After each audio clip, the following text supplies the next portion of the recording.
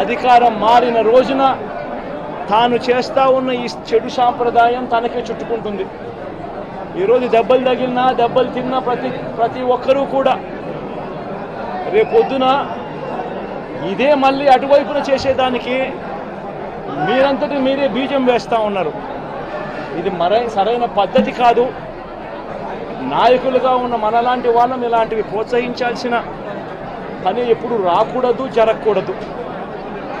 దయచేసి చంద్రబాబు నాయుడు గారికి ఇప్పటికైనా చెప్తా ఉన్నా, చంద్రబాబు నాయుడు గారిని హెచ్చరిస్తూ ఉన్నాను, మరొక్కసారి మళ్ళీ హెచ్చరిస్తూ ఉన్నాను, ఇది కరెక్ట్ సాంప్రదాయం కాదు, దయచేసి దీన్ని ఆపమని చెప్పి. నిజంగానే ఒకసారి మీరు కూడా వెళ్ళి ఒకసారి చూడండి, ఒకసారి ఏం పాపం చేశాడు నా పిల్లోని, ఎందుకు కొట్టారు, ఏం పాపం చేశాడని కొట్టాడు. ఒకసారి హాస్పిటల్లో కూడా ఒకసారి చూడండి. ఒకసారి 90 మంది పిల్లలు ఇక్కడ జాయిన్ అయ్యారు. మధ్యాహ్న భోజనం పథకం సరిగ్గా జరగడం లేదు. పిల్లలు కనీసం బ్యాగుల సప్లై కూడా సరిగ్గా జరగడం లేదు. ఇచ్చేటోడు ఎవడు ఇవ్వడం లేదు సరిగ్గా ఏది వ్యవస్థ అనేది ఏది సరిగ్గా జరగడం లేదు. వ్యవస్థను గాడిలో పెట్టండి. మీరు ప్రజలు మిమ్మల్ని ఏదైతే ఓటు వేశారో ఒక కారణం చేత మీరు ప్రజలు 10% మంది ఓట్లు, మాకు రావాల్సిన 10% మంది ఓట్లు మీకు వైపు డ్రిఫ్ట్ అయ్యాయి అని అంటే కేవలం మీరు చేసిన మోసపూరిత వాగ్దానాల వల్ల డ్రిఫ్ట్ అయ్యాయి. ప్రజలు మీ దగ్గర నుంచి ఎక్స్పెక్ట్ చేస్తూ ఉన్నారు. రైతులు అల్లాడిపోతూ ఉన్నారు, రైతు భరోసా అందక. పిల్లలు అల్లాడిపోతూ ఉన్నారు, పిల్లలు బడులు స్టార్ట్ అయ్యాయి, కానీ తల్లులకు అమ్మఒడి కార్యక్రమం ద్వారా వస్తూ ఉన్నది రావడం లేదు. తల్లులు ఎదురుగా ఆశగా ఎదురు చూస్తూ ఉన్నారు, వాళ్ళని చూసుకోండి. అక్క చెల్లెమ్మలకి ఇస్తామన్నారు నెల 1500 రూపాయలు, అది ఇచ్చే కార్యక్రమం చూసుకోండి. ఇంటింటికి ఉద్యోగం అన్నారు, ఉద్యోగం ఇవ్వకపోతే 3000 రూపాయలు ప్రతి ఇంటికి నిరుద్యోగ వృత్తి అన్నారు.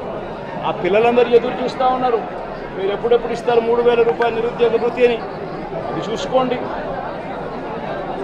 ఇటువంటి ఏవి కూడా మంచి కార్యక్రమాలు ఏవి కూడా చేయకుండా రాష్ట్ర వ్యాప్తంగా భయాందోళన మాత్రమే క్రియేట్ చేసే దుర్బుద్ధిని చేసే దుశ్చర్యను ఆపండి అని మరొక్కసారి హెచ్చరిస్తూ చెప్తా ఉన్నాం.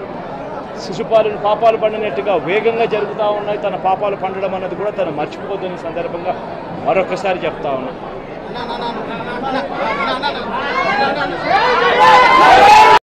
తాను ఓటు వేశాడని వైఎస్ఆర్ కాంగ్రెస్ పార్టీకి సంబంధించిన కుటుంబానికి చెందిన వ్యక్తిని అతి దారుణంగా కావాలని అదే పనిగా వేంపల్లెకు